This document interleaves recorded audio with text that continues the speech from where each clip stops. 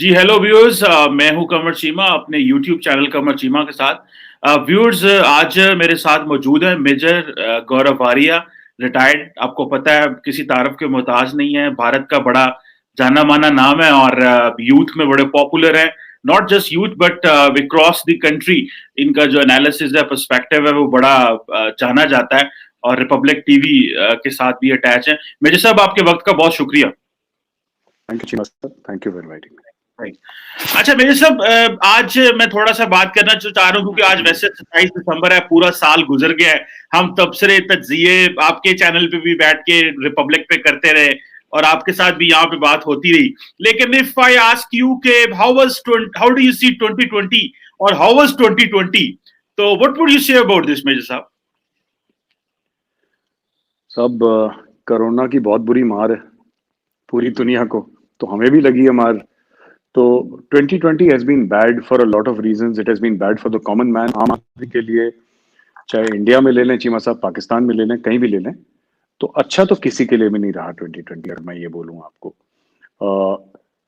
हमारे लिए मिलिटरीली थोड़ा सा अच्छा रहा। इसलिए अच्छा रहा कि जो चाइना ने ईस्ट लद्दाख में करा, आई थिंक वो हो गया एक बार, तो अच्छा हुआ उससे। क्योंकि हर समय ये होता था, कभी हम चाइना के अंदर घुस जाते थे, कभी चाइना हमारे यहाँ, वो पेट्रोलिंग चलती थी। Because line of actual control Cheema साहब तकरीबन तकरीबन 3500 किलोमीटर की है, गिव और टेक अ फ्यू। 3500 किलोमीटर की है मोटा मोटी, but it has never been fully demarcated. तो हर समय ये प्रॉब्लम रहती थी कि ये चाइनीज टेरिटरी, इंडियन टेरिटरी। फिर वो आते थे, झंडा दिखाते थे, गोलियां वोलियां तो चली नहीं थी। अच्छा, गोलियां आज तक नहीं चली, इतने बंदे चले गए लेकिन गोलियां नहीं चली अभी तक, है ना। तो अब इशू ये है चीमा साहब कि ये भी अच्छा हुआ। तो आपने देखा देखा होगा कि आफ्टर आफ्टर गलवान क्लैश हुआ, there is been a hardening of position between India and China, and there is been a hardening of positions worldwide. दुनिया में भी जो एक एक पोस्चर आया है हल्का सा, अगर आप देखें चेंज। तो मैं ये नहीं कह रहा कि इसको कोई कॉन्क्रीट ग्राउंड पे किसी ने अटैक ही कर दिया, ऐसा नहीं है, ऐसा होता भी नहीं है।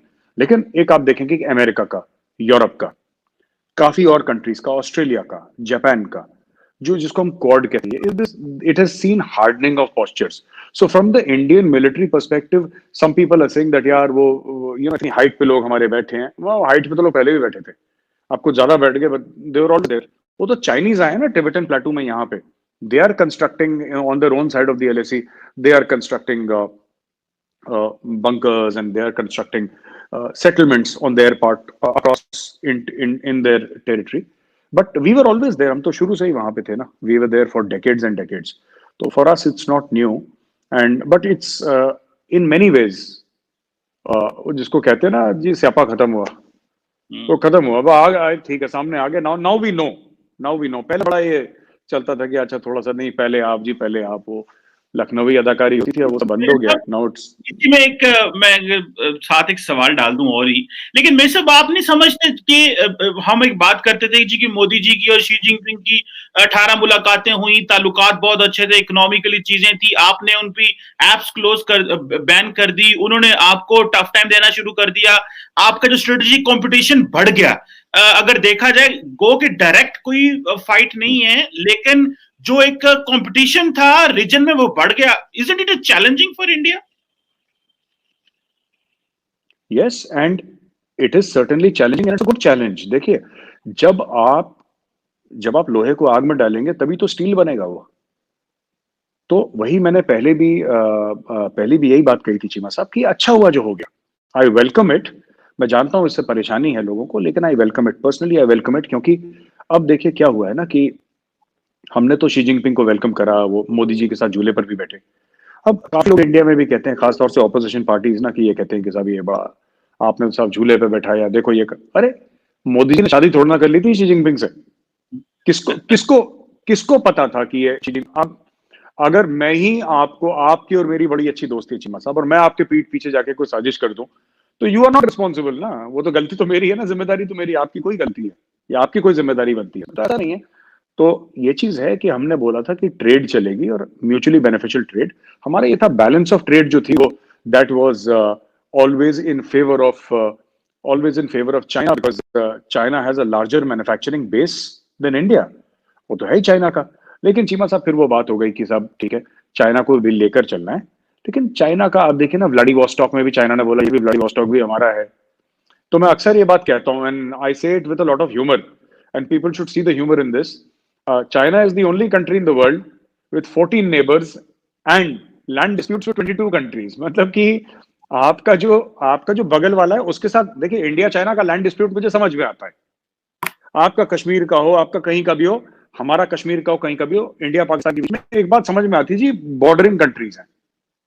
और मैं बोलूं जी मेरा तंजानिया के साथ लैंड डिस्प्यूट है, वो अब आप बोलोगे ये कैसा लॉजिक है, या मेरा उज्बेकिस्तान के साथ लैंड डिस्प्यूट है, वो 2-3 मुल्क छोड़ के लैंड डिस्प्यूट है उनका। अब ठीक है तो है, that is their position, we can't do anything about it, but we certainly know how to defend our territory. और आप देखिए ना, मैं आपको बताता हूँ, we have significant investments in Nepal, Cheema साहब, we have significant investments in Africa, in Afghanistan, in Sri Lanka. कोई एक जगह बता दीजिए जहां पे इंडिया ने हन्नटोटापो टाइप का कोई एक्शन लिया हो कि जी हम आपको पैसा देंगे, अगर आप नहीं दे पाए तो 99 साल के लिए अंदर। We have not done anywhere. हमने अफगानियों से जो हमने पार्लियामेंट बनाई अफगानिस्तान में, हमने सड़कें बनाई, डैम बनाए, लाइब्रेरी बनाई, यूनिवर्सिटी पे काम चल रहा है, 10 चीजें कर। हमने तो कभी ये नहीं बोला कि आप ना हमें कि ये तुम पैसा नहीं दे पाए ना, अब ठीक है ये काबुल का ये हिस्सा हमारा 99 साल के लिए। We are simply not interested. हमारा इंटरेस्ट कुछ और है, हमारे जो स्ट्रेटेजिक इंटरेस्ट है इंडिया के, those are something totally different. Because दुनिया अपने हिसाब से, अपने प्रिज्म के हिसाब से देखती है ना चीमा साहब, कि हमें ये चाहिए, हम तो इंडिया को भी यही चाहिए होगा। लेकिन वैसे तो ये चीज है, एक बात है इसी में, आपको और आपकी इन्वेस्टमेंट और चाइनीज इन्वेस्टमेंट में फर्क है। आपकी इन्वेस्टमेंट है कि for the sake of good, for the sake of soft image. उनकी इन्वेस्टमेंट है कि अगर उन्होंने कहीं पे पैसा लगाया है, और देखिए ये तो बैंक भी ऐसे करता है कि अगर आप बैंक से लोन लेते हो, सपोर्ट लेते हो, अगर आप वो पे नहीं कर पाते तो वो बैंक कहता है ये घर मेरा। तो चाइनीज भी ऐसे कहते हैं, अगर किसी के साथ एग्रीमेंट हुआ है और वो नहीं पे कर पाया तो उस चीज को ले लेना, तो that is a mutual agreement. वो मुल्क कहीं आके वो आर्बिट्रेशन में भी तो नहीं जा सकता किसी ग्लोबल कोर्ट में जी कि ये हमारा कोई जबरदस्ती थोड़ा लिया होगा। यकीनन आपकी और उनकी इन्वेस्टमेंट में आपको फर्क नहीं नजर आता? जी बहुत फर्क है हमारी इन्वेस्टमेंट पर, यही बात मैं कह रहा हूं। लेकिन क्या होता है कि जब गवर्नमेंट्स, आपने देखा होगा एक किस्म की कंट्रीज हैं जिसमें चाइना इन्वेस्ट करता है, इस तरीके की इन्वेस्टमेंट।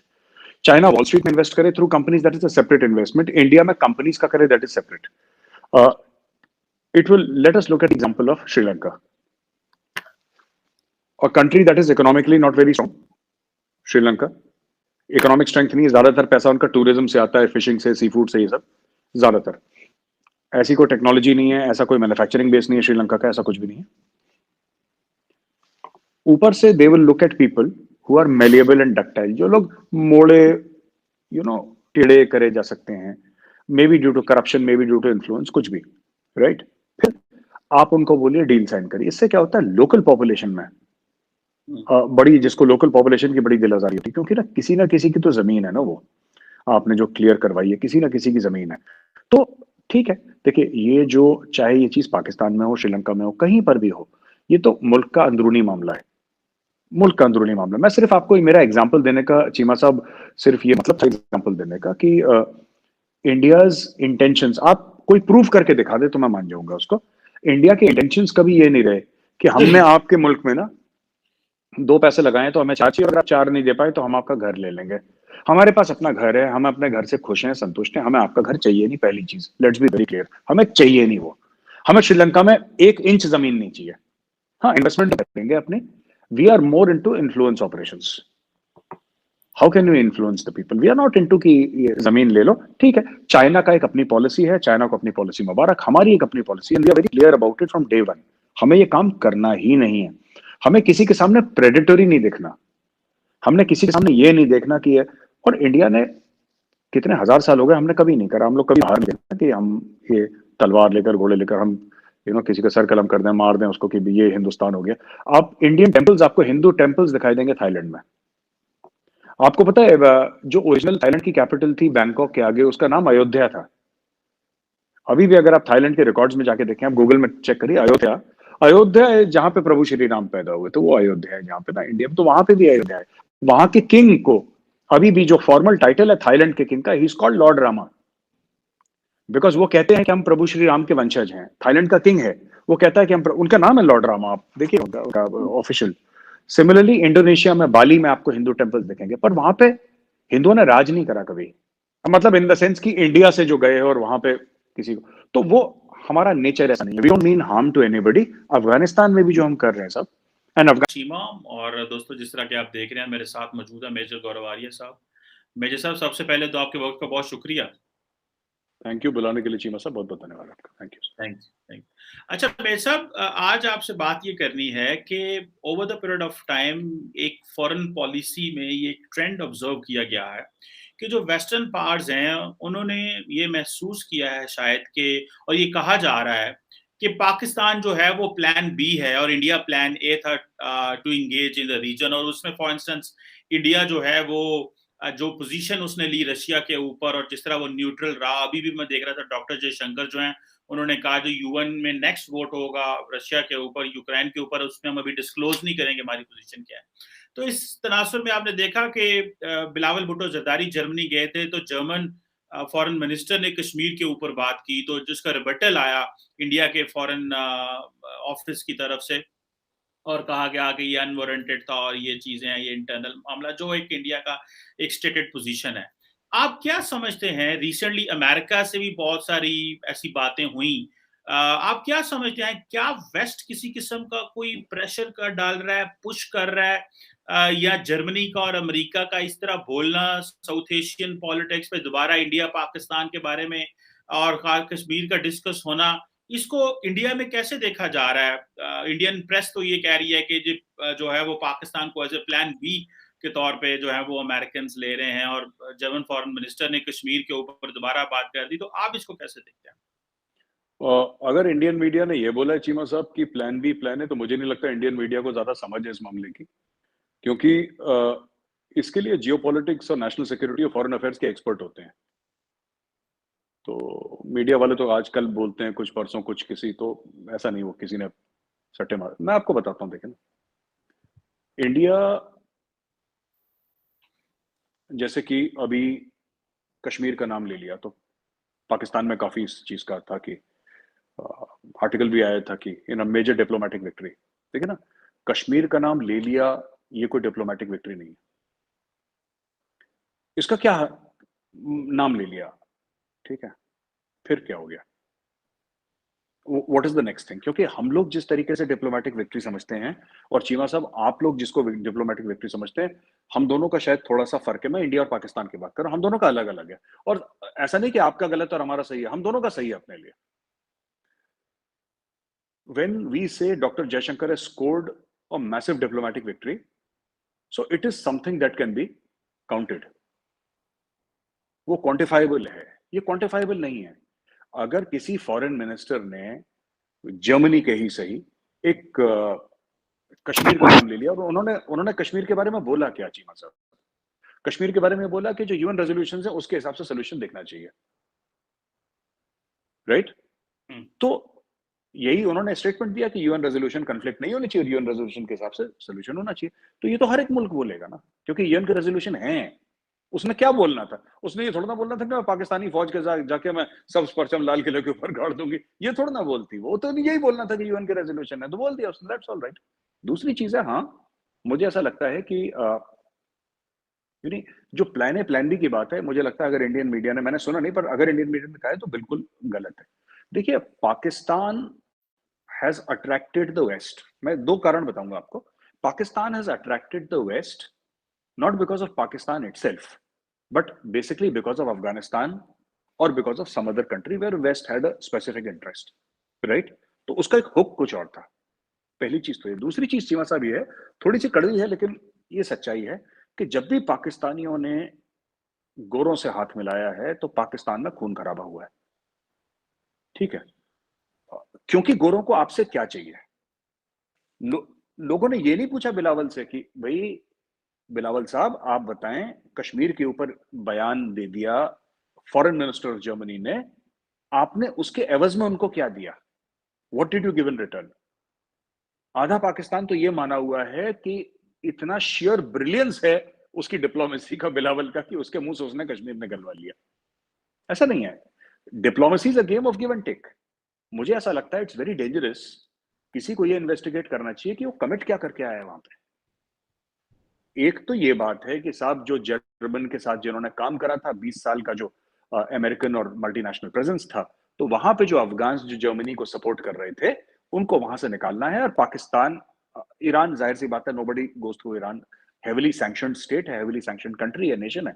तो पाकिस्तान के थ्रू एक तो उनका एक्स्ट्राडाइट उनको करवाना और उनको लेकर आना जर्मनी, एक तो ये स्टोरी चल रही है। दूसरी चीज है कि भाई जर्मनी ने आज तक क्यों नहीं बोला, अचानक जर्मनी ने परसों क्यों बोल दिया 3-4 दिन पहले। तो कोई तो ये पूछे ना कि बिलावल साहब, जर्मनी ने बोल दिया, शाबाश, वेरी वेल डन सर, आप क्या देकर आए उसके बदले। और जर्मनी अगर बयान दे रहा है तो क्यों दे रहा है आखिर, भाई क्यों दे रहा है हर चीज के। अच्छा, ये मैंने अक्सर देखा है कि मुझे लगता है कि सिर्फ पाकिस्तान के लिए, कभी कभी क्या होता है कि सब कॉन्टिनेंटल फ्लॉ है हमारे ना, एक हमारा थोड़ा सा सेक्रेटरी में थोड़ा सा फ्लॉ है। व्हेन समबडी गिव समथिंग ना, वी समटाइम्स डोंट आस्क कि क्यों, हम कहते हैं जी आन दो, आ रहा है। वी डोंट अंडरस्टैंड कि भाई everything has got a hook ना चीमा साहब।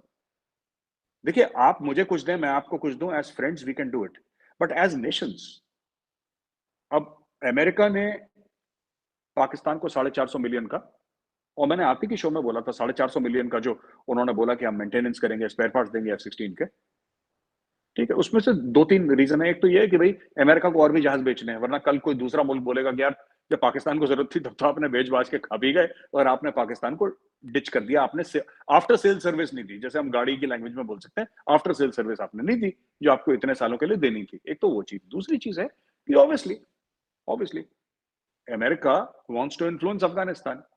और एब्सोल्युटली नॉट कह दिया, दोनों आपके शहबाज शरीफ ने भी एब्सोल्युटली नॉट ही कह दिया कायदे से, इमरान खान तो कई बार कह चुके हैं। तो देश से ठीक है, आप हमें बेस मत दो, आप ही कर दो ये काम, हम आइडेंटिफाई कर देते हैं बंदे, CIA आइडेंटिफाई कर देगा सैटेलाइट से, ड्रोन से, आप कर देना उसके अंदर, आप मत दो हमें बेस, उनको नहीं चाहिए base.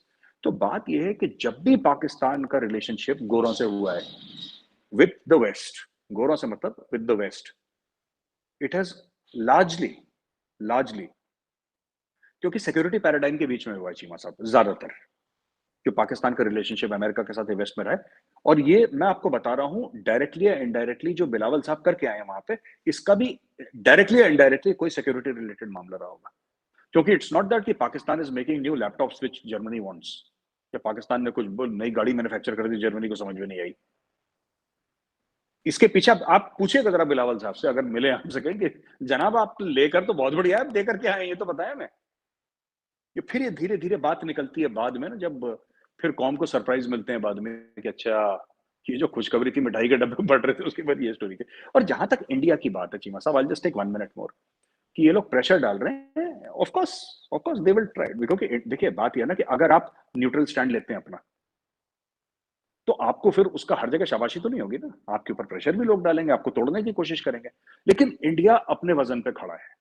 We are not as rich as China, we are not as powerful as China. जाहिर सी बात है चाइना की इकोनॉमी हमसे बहुत बड़ी है, लेकिन हमारा जितना भी वजन है अपने लिए पर्याप्त है, अपने लिए ठीक है। And we are holding on to our ground. And America पहले भी कई बार प्रेशर डाल चुका है, आज भी pressure, that's all right. Fundamentals हमारे ठीक है चीमा साहब। We are spending the money that we have. Pakistan और हमें सबसे बड़ा फर्क यह है, Pakistan spends money that it does not have. Pakistan का क्रेडिट कार्ड का सिस्टम है, हमारा डेबिट कार्ड का सिस्टम है ना। अगर मैं बड़े आसान लफ्जों में बोल दूं, हम लोग इसलिए कॉन्फिडेंट नहीं है कि हमारे पास बहुत पैसे हैं चीमा साहब, ऐसी बात नहीं है। हमसे तो कई मुल्क हैं जिनके पास भारत से ज्यादा पैसे हैं। We are not the richest country, ऐसे कुछ भी नहीं है, हमारे यहाँ भी बहुत गरीबी है। लेकिन we only spend the money that we have. हमारी जेब में 100 रुपए है, वो 100 रुपए खर्च कर देंगे। आपकी जेब में नहीं है 100 रुपए, लेकिन आप फिर भी 200 रुपए खर्च करेंगे, चाहे आपको कहीं से करना पड़े ना वो। सो वो थोड़ा सा पिंच कर जाता है कभी कभी। अच्छा मेरे साहब ये बताइएगा कि ये मैं अभी हाल ही में अमेरिका में था, तो बहुत सारे लोगों से मिलना हुआ वहाँ से, और ये तासुर मुझे मिला, और कई लोगों ने कहा, कुछ मैं इंडियन से भी मिला वहाँ पे। ये तासुर जो मुझे मिला वो ये है कि ये कहा जा रहा है कि इंडिया जो है वो एक ओवर कॉन्फिडेंट पार के तौर पे आना चाह रहा है, वो ओवर कॉन्फिडेंट है, लीडरशिप ओवर कॉन्फिडेंट है, या मीडिया जो एक एनवायरनमेंट बना रहा है उसमें ऐसे ना ओवर कॉन्फिडेंस है, they don't have that what they are showing. तो इस सारे को देखते हुए जो फॉर इंस्टेंस जो जो वेस्ट